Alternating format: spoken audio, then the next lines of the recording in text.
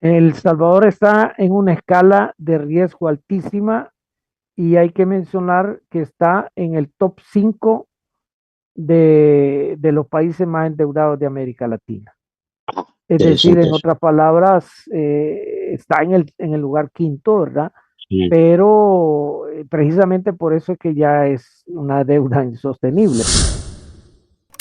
¿Cómo pudieras describir este comportamiento y esta visión que tiene el régimen Bukele sobre el componente de la deuda en un La país? primera característica que tiene el proceso de endeudamiento que está llevando a cabo es que ya es insostenible. O sea, ya traspasamos el umbral de una deuda sostenible y manejable de manera racional. O sea, pasamos de 2019 de deber cerca de 19.000 millones a deber ahora en 2024, ya cerrando el año, cerca de 31.000 millones. Aumentamos 10.000 millones de dólares en deuda en pocos años, ¿no? En alrededor de 5 años. Entonces, esto es insostenible. La segunda característica de esta deuda es que es una deuda caracterizada por la opacidad. Sin embargo, la opacidad responde a una razón. Y esa razón está, cualquiera que medio, digamos, rasque un poco en esa opacidad, mira que lo que hay detrás de esa opacidad es una corrupción galopante. Y esa corrupción supone también un enriquecimiento del clan gobernante de una parte, pero todos los aliados que contribuyen a la sostenibilidad de este clan gobernante. La deuda es insostenible, es opaca, está asociada a la corrupción, daña especialmente a los sectores populares. Esa es la que así podemos caracterizar esa deuda. ¿Y qué comparación podríamos hacer, Rafael, si habláramos a nivel de región? El nivel de endeudamiento que manejan, por ejemplo, Guatemala, Honduras, Costa Rica, Nicaragua, anda bajo los mismos parámetros, en los mismos niveles, o en realidad El Salvador es uno de los países de la región que ya topó, digamos, el manejo de la deuda. El Salvador está en una escala de riesgo altísima y hay que mencionar que está en el top 5 de los países más endeudados de América Latina. Es decir, en otras palabras, está en el lugar quinto, ¿verdad? Sí. Pero precisamente por eso es que ya es una deuda insostenible, ¿no?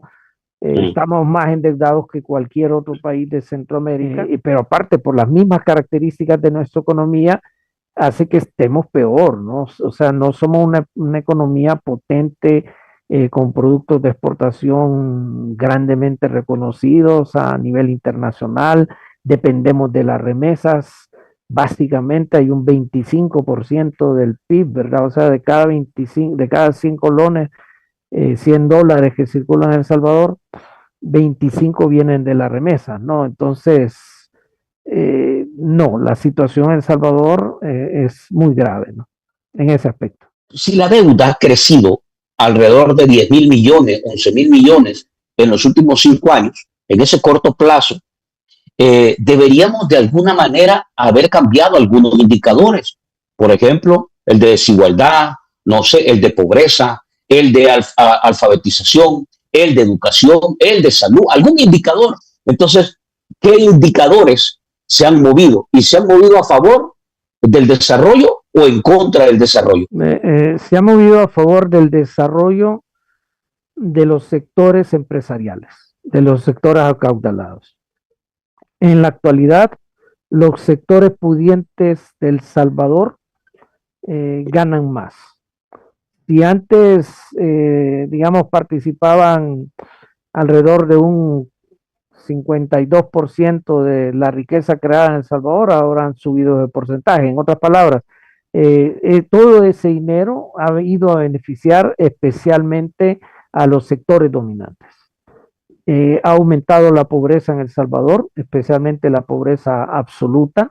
La calidad de la educación ha decaído enormemente. Tenemos jóvenes, niños en séptimo, octavo grado que son analfabetas. En general, el aparato educativo de El Salvador ha decaído completamente.